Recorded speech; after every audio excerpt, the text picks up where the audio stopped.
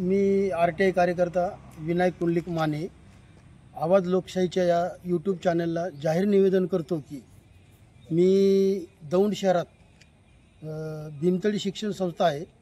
या संस्थेने विकास शुल्क व आणि मालमत्ता कर बुडवल्याचं जिल्हा भ्रष्टाचार निर्मूलन समितीच्या चौकशी समितीने सिद्ध केलेलं आहे। तर ह्या वसुलीचे आदेश त्यांनी 23/6/2016 दिले होते, परंतु आजतागायत या विकास शुल्काच्या थकीत रकमेची वसुली झालेली नाही।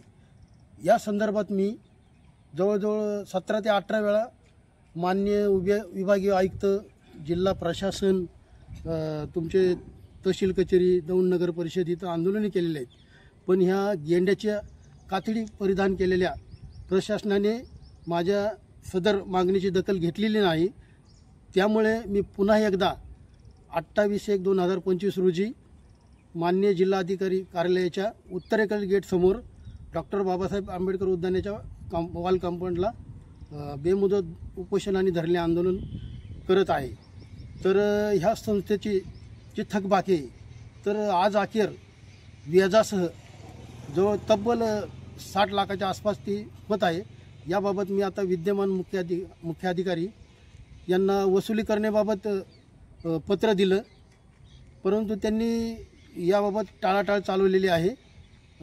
त्याउलट दौंड शहरातील जे सर्वसामान्य नागरिक आहेत त्यांच्या 2-5 हजाराच्या कर वसुलीसाठी ती बक्षीस योजना राबवलेली आहे। त्यांना मी म्हणलं, अशी किरकोळ कर वसुली करण्यापेक्षा तुम्ही एकत्रित 60 लाख रुपयाची वसुली करा आणि बक्षिसं त्यांना द्या। परंतु हे मुख्य अधिकारी हे राजकीय उजरी करणाऱ्यापैकी एक आहेत।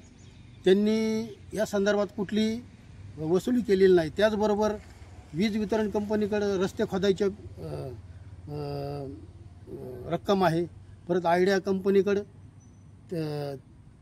जवळजवळ त्यावेळेस म्हणजे 2016ला 13.5 लाख रुपये होते, त्याची बी व्याजासहित भरपूर रक्कम झालेली, परंतु राजकीय दबावाखाली वसुली होत नाही। त्याचबरोबर याच भीमतळी संस्थेने दौंड सेशन नंबर 2204 मध्ये जी जागा त्यांना प्लेग्राऊंडसाठी दिलेली होती, तर या जागेत जवळजवळ 550 चौरस मीटर बेकायदेशीर दुकानगाळे आणि वर्गखोल्याचं बांधकाम केलेलं आहे। तर हे बांधकाम पाडण्यासाठी बी 3/6/2017ला मुख्य अधिकाऱ्यांनी नोटीस बजावलेली, परंतु यावर देखील कुठली कारवाई होत नाही।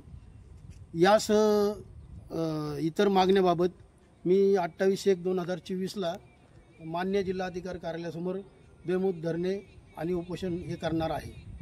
याची सर्वस्वी जबाबदारी शासनावर राहील।